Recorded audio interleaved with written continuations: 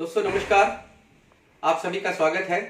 मैं जयशंकर शुक्ला पिछले 18 सालों से अपनी डायरेक्ट सेलिंग इंडस्ट्री के अंदर अपनी सेवाएं दे रहा हूं। एक सेल्स होस्ट हूं और आज एक सिलसिलेवार एक ऐसे चैप्टर के बारे में, एक ऐसे कंटेंट के बारे में आपसे चर्चा करना चाहता हूं कि इस लॉकडाउन के दौरान में मुझे क्या करना चाहिए और मुझे क्या नहीं करना चाहिए। क्योंकि एक चीज मैंने इन किताबों के माध्यम से अपने आप को मैंने सीखी है कि कोई भी खास इंसान हो, कोई भी आम इंसान हो, उसके पास में समय उतना ही होता है, चाहे खास इंसान के पास में हो या आम इंसान के पास में हो। लेकिन यहां पर एक बात मुझे समझ में आई कि इंसान को बड़ा करने के लिए हिम्मत नहीं चाहिए, बड़ा सोचने के लिए हिम्मत चाहिए। बड़ा करने के लिए हिम्मत नहीं चाहिए, बड़ा सोचने के लिए अपने को हिम्मत चाहिए। इसीलिए कहा गया है कि जिम्मेदारी ही एक ऐसी चीज है जो कभी दी नहीं जाती है, हमेशा ली जाती है। टारगेट वो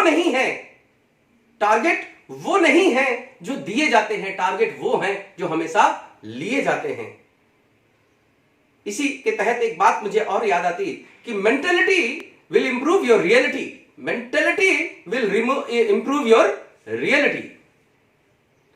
When I was posted in Ambala, मुझे याद है वो दिन जब मैं वैष्णो देवी के दर्शन करने जा रहा था और वैष्णो देवी की चढ़ाई की 14 किलोमीटर की चढ़ाई के दौरान मैंने देखा कि एक साधु अपने कंधे के ऊपर एक पोटली लेके जा रहा था। एक लड़की 8 साल के बच्चे को लेके जा रही थी।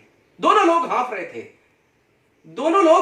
थे। तो साधु ने कहा उस लड़की से कि बेटी तुम थक गई होगी, बहुत हाँफ रही हो।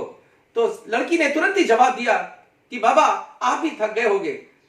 साधु ने कहा बेटा तुमने इतना बोझ उठा के रखा। लड़की ने कहा बाबा बोझ मैंने नहीं उठाया है, बोझ तो आपने उठाया है। ये तो मेरा भाई है, ये मेरी जिम्मेदारी है। इसीलिए कहते जिम्मेदारी कभी दी नहीं जाती है, जिम्मेदारी हमेशा ली जाती है। जीवन की सबसे बड़ी 99% लोगों की ये सबसे बड़ी समस्या है। अगर मेरे जीवन में कोई प्रॉब्लम है तो उसका कारण कोई और है। अगर मैंने जीवन में कुछ हासिल कर लिया उसका कारण सिर्फ मैं हूं। एक कहानी के माध्यम से आपको बताना चाहता हूं। महात्मा बुद्ध 12 साल के बाद जब जंगल से लौटे तो घर के अंदर में आने के बाद उन्होंने देखा, अपनी घर पे वापस आने के बाद उन्होंने दरवाजा खटखटाया। दरवाजा खटखटाने के बाद उन्होंने देखा माता भिक्षा में गई। उनकी पत्नी ने दरवाजा खोला तो ये रूप देखकर वो अबाक सा रह गई और बोली कि भिक्षा तो मैं दूंगी, लेकिन एक प्रश्न का जवाब चाहती हूं कि जो ज्ञान आप प्राप्त करने के लिए जंगल गए थे वो वहां नहीं, घर में भी तो मिल सकता था। तो उन्होंने कहा बिल्कुल मिल सकता था। जंगल में जाने के बाद ही तो मुझे पता चला कि ये घर में मिल सकता था। तो इंसान को बाहर नहीं देखना है, अपने अंदर देखना है, अपने अंदर झांकना है। मैं लीडरशिप फनल के दौरान मैं दिल्ली में अटेंड कर रहा था।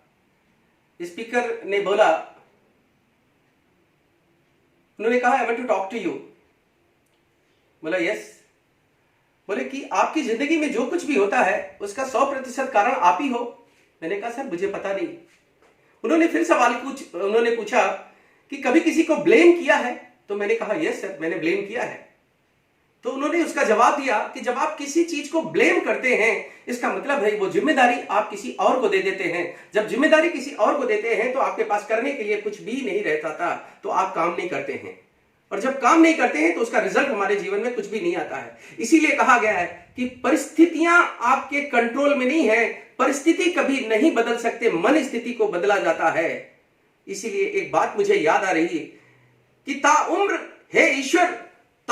है ईश्वर ये भूल करता रहा। धूल चेहरे पर थी, आईना को साफ करता रहा। आइदर यू ग्रो और grow, either you grow or go, either you grow or go. This is for the responsibility. Thank you very much. अच्छा लगा तो सब्सक्राइब करें, शेयर करें, बेल आइकन को जरूर हिट करें कि जिससे आपके पास में जो भी नोटिफिकेशन हो सबसे पहले आपके पास पहुंचे। धन्यवाद। Thank you very much sir.